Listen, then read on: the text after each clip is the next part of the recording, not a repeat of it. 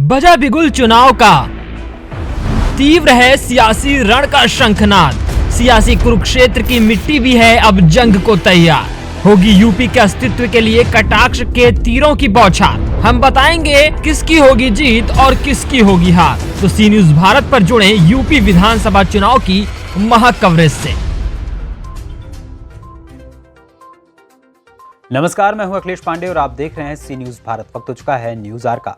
Bharatiya Janata party के राष्ट्रीय अध्यक्ष जेपी नड्डा ने 20वां विधानसभा की एक चुनावी रैली को संबोधित करते हुए कहा कि उत्तर प्रदेश को दंगा आतंकवाद मुक्त प्रदेश बनाना ही भाजपा की पहली प्राथमिकता है। देश में सबसे अधिक विकास वाला प्रदेश उत्तर प्रदेश होगा। उन्होंने केंद्र तथा प्रदेश की तमाम विकास योजनाओं का जिक्र करते हुए कहा कि समाज के अंतिम पायदान पर खड़े व्यक्ति को राष्ट्र की मुख्य धारा से जोड़ने का काम भाजपा करती है। इस सभा में मुझे आने का सौभाग्य प्राप्त हुआ और आप सब लोग बहुत देर से इतनी बड़ी संख्या में आए हैं। यह संख्या और जिस तरीके से आपने रंग बिरंगे पोशाक में और भारतीय जनता पार्टी की टोपी लगाकर आप यहां उपस्थित हुए हैं, वह मुझे इस बात का विश्वास दिला रहा है कि बिस्वा की जनता ने निर्मल वर्मा जी को चुनने का निर्णय ले लिया है। यह इसमें से स्पष्ट दिखता है।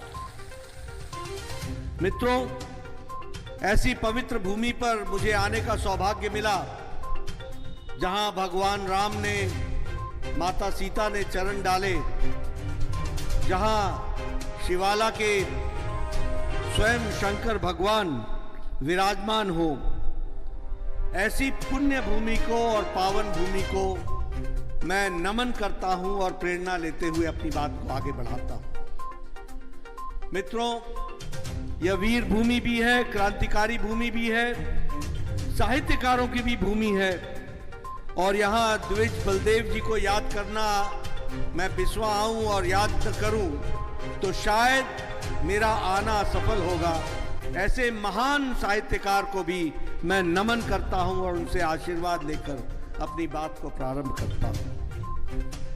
हम सब लोग चुनाव की बेला में हैं और चुनाव के दौरान हर एक कोई अपने अपने तरीके से मतदान को प्रभावित करने की भी कोशिश करता है और मतों को अपने तरफ आकर्षित करने की भी कोशिश करता है। ऐसे में कई बार मैं महसूस करता हूं कि बेचारे मतदाता को बड़े कठिनाई का सामना करना पड़ता है। हम तो पार्टी वाले हैं, हम तो अपनी वोट मांगेंगे, लेकिन मतदान ने मतदाता को किसको माने किसको ना माने, किसको वोट दे किसको ना दे, क्योंकि हर के पास नारे भी हैं और हर के पास लुभाने के लिए अपने तरीके से विषय को रखने का तरीका भी है। ऐसे समय में मैं चुनाव में सब लोगों को यह कहता हूं और मैं अपने लोगों को भी कहता हूं कि कभी भी क्या मैं करूंगा इसके आधार पर किसी को मत तौलो। कभी भी क्या कोई करने वाला है इस आधार पर किसी को मत तय करो। हमेशा इस बात पर तय करो कि पीछे उस पार्टी ने और उस व्यक्ति ने क्या किया है, वही तय करेगा कि आगे वो क्या करने वाला है। इसको आधार बनाना चाहिए।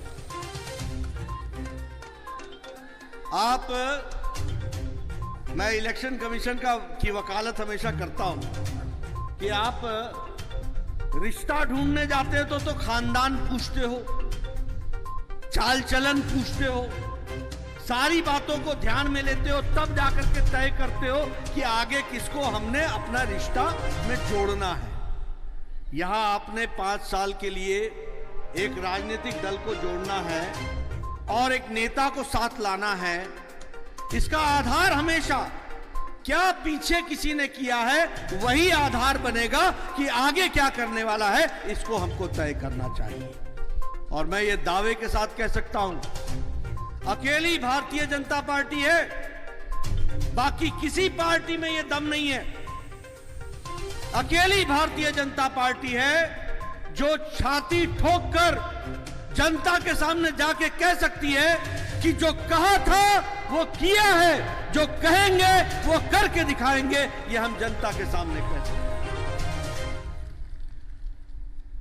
राष्ट्रवाद के साथ जुड़ी हुई पार्टी, विकासवाद के साथ जुड़ी हुई पार्टी, विचारों के साथ जुड़ी हुई पार्टी, और मैं तो राष्ट्रीय अध्यक्ष के नाते बड़े फख्र के साथ कहता हूं कि अब राष्ट्रीय पार्टी भी अकेली भारतीय जनता पार्टी रह गई है। बाकी सारी पार्टियां वंशवाद, परिवारवाद, इलाकावाद, क्षेत्रवाद की पार्टियां हो गई हैं। और आपको लगेगा कि क्या कह रहा है जगत प्रकाश, मैं आपको भारत का नक्शा दिखा देता हूं।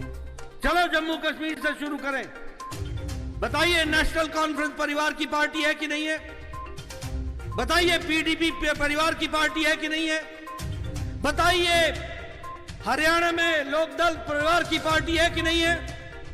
बताइए उत्तर प्रदेश में समाजवादी पार्टी परिवार की पार्टी है कि नहीं है?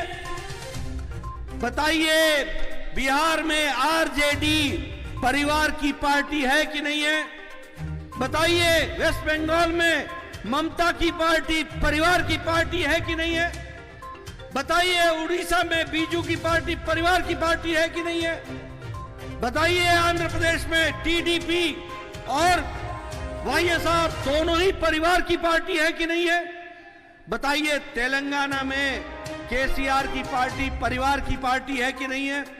बताइए डीएमके तमिलनाडु में परिवार की पार्टी है कि नहीं है? बताइए महाराष्ट्र में शिवसेना और एनसीपी परिवार की पार्टी है कि नहीं है?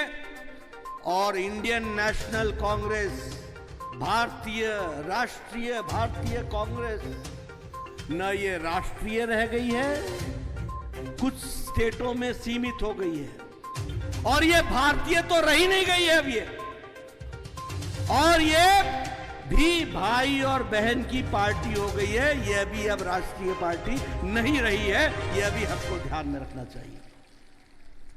यह अकेली भारतीय जनता पार्टी है